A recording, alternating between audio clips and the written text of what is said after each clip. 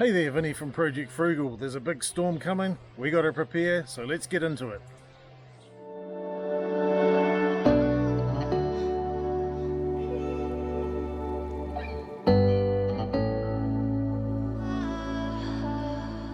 So what is prepping exactly?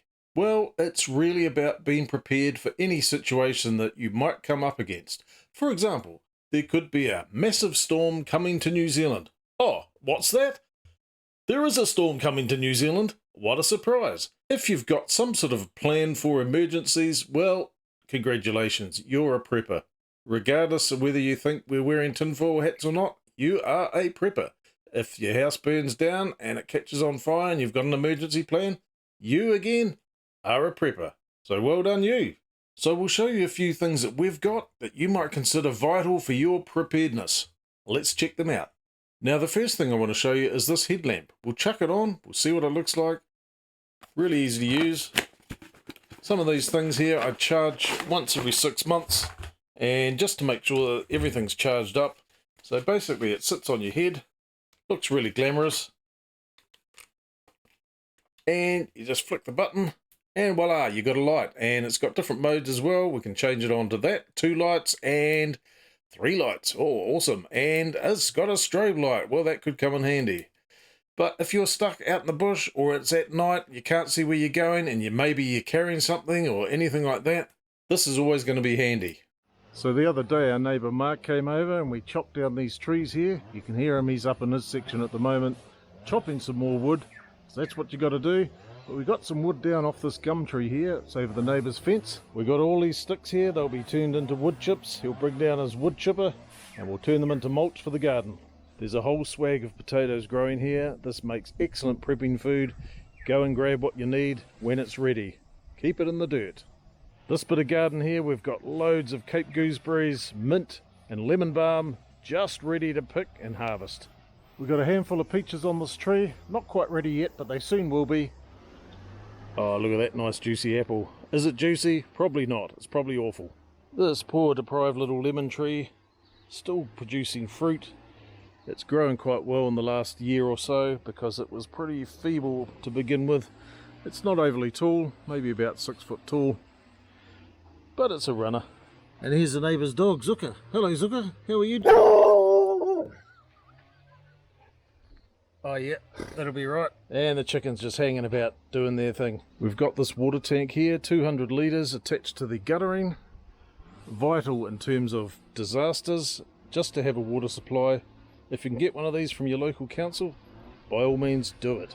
Something really easy to grow is these delicious beans here. This variety is called King of the Blues, an ideal prep. Although we don't have a fireplace, we've been chopping up some of this gum and the other assorted trees in our backyard. That had to come down, and we're going to use it for firewood. We'll dry it out, and if we ever need to use it, we will use it. Otherwise the rest will go to our neighbour. We've also got a very small solar system. You can check that one out here in this video here. It'll do up to 100 watts. It's connected to a very small, I think it's about 20 amp hour battery.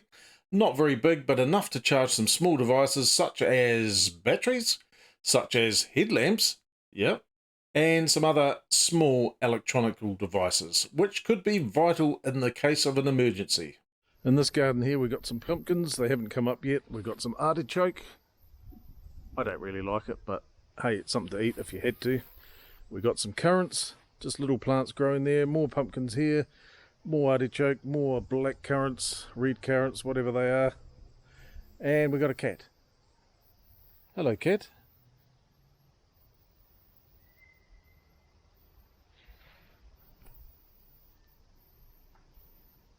Three or 4 weeks ago we got rid of this blackberry, but it's coming back. Here's another example of it, and it's just growing, and it's already a couple of feet long already, and it's only been literally 2 or 3 weeks since we sprayed it with some dirty poison. It's not gone. We'll have to give it another bash. We've got this radio here. I got this off, where did I get this from? I think it was Trade Me or possibly AliExpress, I'm not sure. Who has a radio these days? Not many people. This is small, this is portable, takes 2 AA batteries, and for emergencies, if there's an earthquake or a massive flood or some other catastrophe, you want to be able to find out what's going on if there's no internet and no phones. This will help. We've also got this rechargeable camping lantern. It's fully charged at the moment. This can come in handy for lighting bigger spaces. Combine that with this torch here. This is a high-powered, heavy-duty torch. Takes multiple AAA batteries, I believe. These are all rechargeable that I've got in here. Never without torch or lanterns. Vital to have them charged, ready to go, and at your disposal. Down here we've got some mint and oregano. Generally speaking, the vast majority of people are not prepared. As soon as disaster strikes, they'll be off down to the local McDonald's, and what do you know? It's closed. Well, what are you going to do then? Nothing. Ah, brilliant. Don't forget what you've got growing in your garden. That is also emergency food. Hopefully it's ready and ripe and ready to pick and all that sort of good stuff. But if it's not, no worries. Maybe do a bit of a forage around, see what's available in your local area. There's all sorts of medicinal herbs, stuff that you can find on the side of the road, but be warned, you have to know what you're looking at. Denise has just recently done a course, in fact it was yesterday, on all sorts of different native herbs, different things that can be acquired easily out of the bush for those purposes. I can highly recommend doing some sort of course like that. We've actually got a book on New Zealand bush food. Could come in handy in an emergency because there is actually plenty of food out there if you're prepared to suck it up and try something, let's just call it a bit unusual. And there's plenty of channels out there on YouTube and other platforms which cover actual New Zealand bush food. We've got a couple of containers here full of dried food. We're going to pull them out, have a quick look, see what we got inside. Well, look at that. We got swags of rice. Yum. Not really a fan of rice, but I'll eat it. I don't mind it too much. And in this container here, we've got some more rice. We've got rolled oats. We've got more rice. We've got some pasta. We've got to check the dates on that. Let's have a look there. Oh, look at that. Expires 2018. So it's pretty marginal. Probably not good. We did cook some spaghetti bolognese the other day with the expiry date of 2017. Yes, it was edible. We didn't die. But it didn't taste as good as it normally would have. So something to keep in mind. More pasta. We've got to check all the dates on those as well. Loads of rice. In the event of an emergency, even if we just had to eat rice, we've got some beans here. We're not going to starve. And in this cupboard here, we've got some more tins of food. Denise has made some various chutneys and what have you, and home preserves, including olives from our one olive tree that we've got out the front. We've got some spare jars. So over time, this will get populated with more food. Yeah, whatever you do, don't tell the children. I've got a secret stash of food in here.